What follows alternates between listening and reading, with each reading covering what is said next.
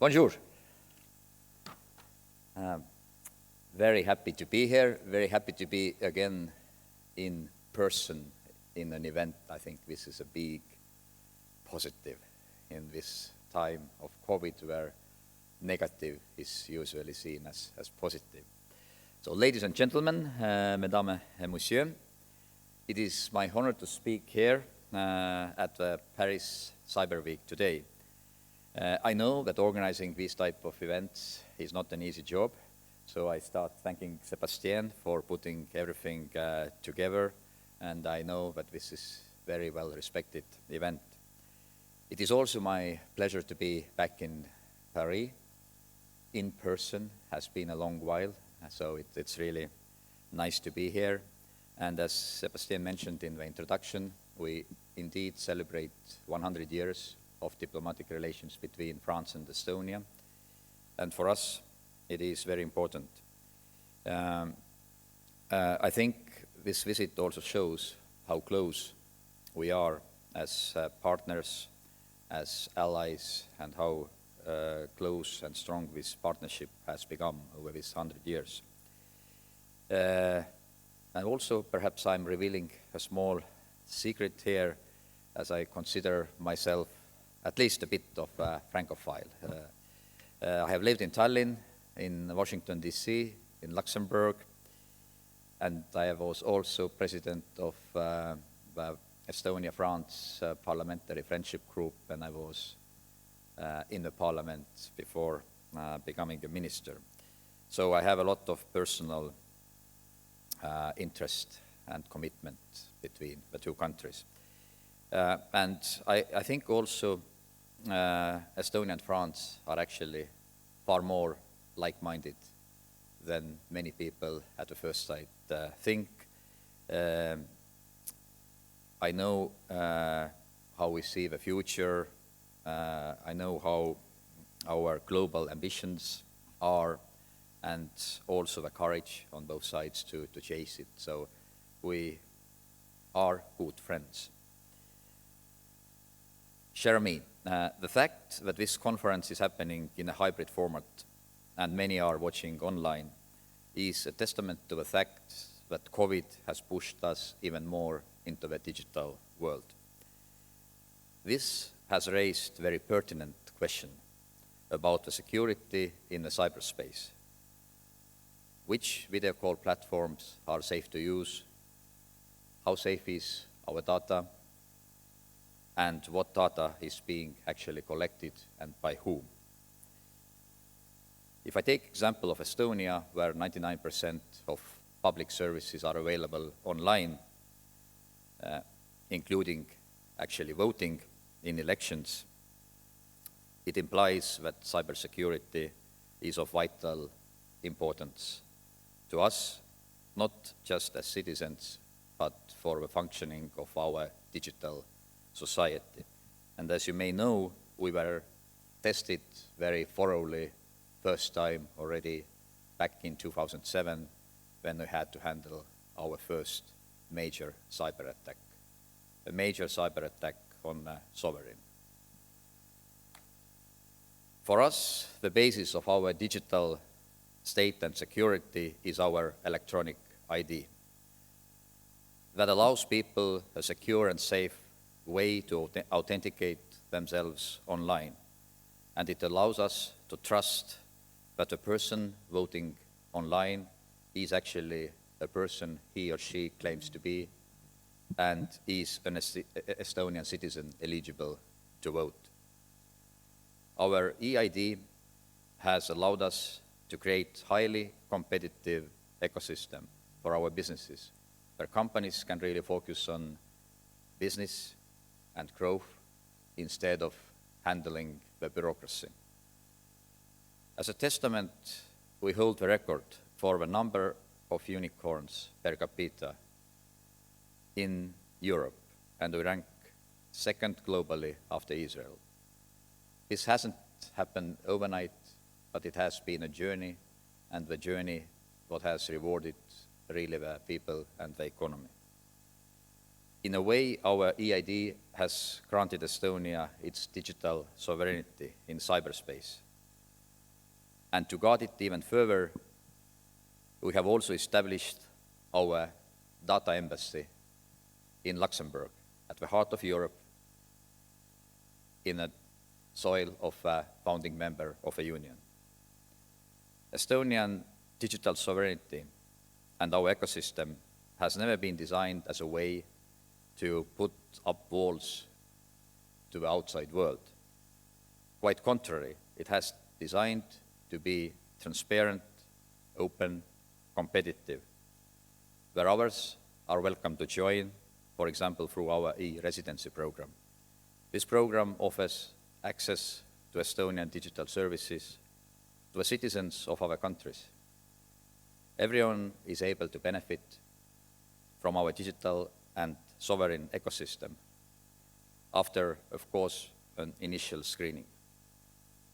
And now this brings me to Europe, to the core of a Europe where we share the same values of openness, competitiveness, and transparency.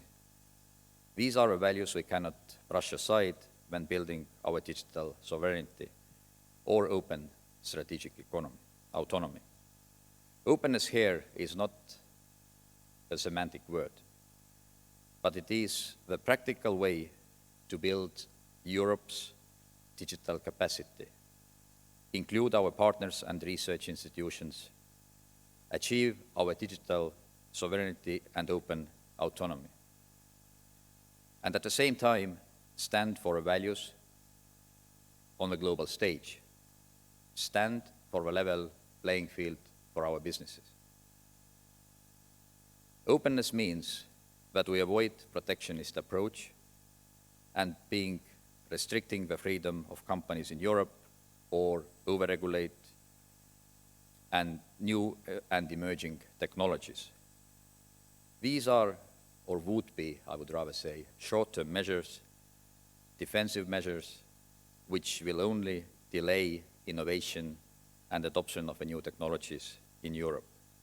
Regulation is necessary to make sure our values are protected, but our main focus has to be on offensive measures of promoting growth of European own capacities through policies like, for example, improving the business ecosystem across the Europe as a whole, both for startups and scale-ups, or for traditional companies for that matter, or making capital much more accessible to companies in different growth stages, or growing our talent pool and investing much more into education, starting from kindergarten up to university and lifelong learning.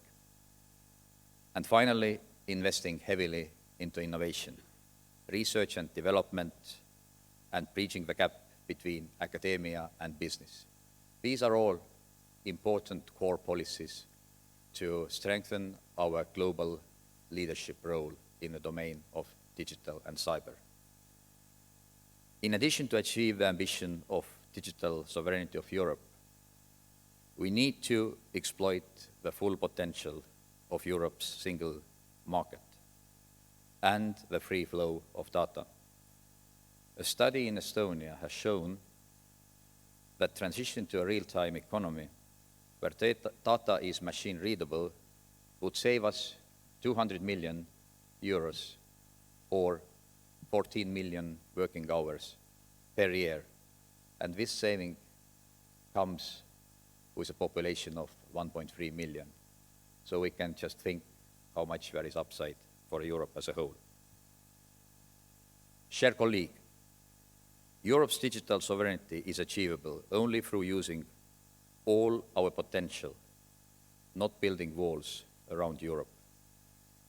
When you look at the road ahead, in the next few years, Europe will be investing more than 130 billion into digitalization through the EU Recovery and Resilience Fund. And this is topped up by a significant and even bigger investment by the private capital.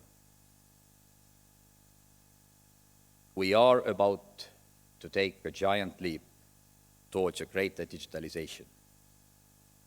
But this massive leap can only be sustainable and prosperous for us if it is built on a solid cybersecurity. We must ensure that investments into digitalization include also investment in cybersecurity and keeping our systems up and running. Otherwise, we will take a giant leap in growing our cyber vulnerabilities.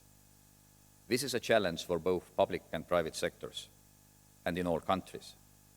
Also in Estonia, the emphasis is too often on creating new e-services and not nearly enough on operational upkeep nor cybersecurity. My earlier professional background of 25 years in regulating financial industry and managing financial crisis has taught me to ask a question: what could go wrong? What keeps me up during the night? In my present duty, it is one word: cybersecurity.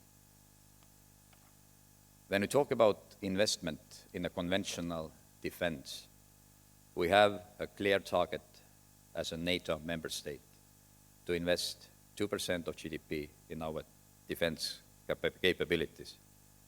But for the cyber security of our digital state, we lack comparable, clear target. Going forward, I believe very strongly that in addition to a Paris call, what we have joined, we need also to set clear indicators to assess our investments into cybersecurity in Europe, including in the private sector, and to agree a clear target for investments in cybersecurity. I think there is a lot of work still ahead and what needs to be done in cybersecurity domain, and I'm very confident that the upcoming French presidency of the EU Council will take us big steps forward. And from our side, of course, we are willing to play our part and to be part of this journey. Estonia is always ready to offer our experience, expertise, and capabilities to our friends in France or in other countries. For example, through our NATO cyber range for testing new cybersecurity solutions, or our cooperative cyber defense center of excellence. I'm very confident that our next 100 years of diplomatic relations will be very productive. Estonia sees France as a key ally, and I trust France sees the same in Estonia. So I wish happy 100 years to France and Estonia of diplomatic relations, and I wish you a very, very good conference today. Merci beaucoup.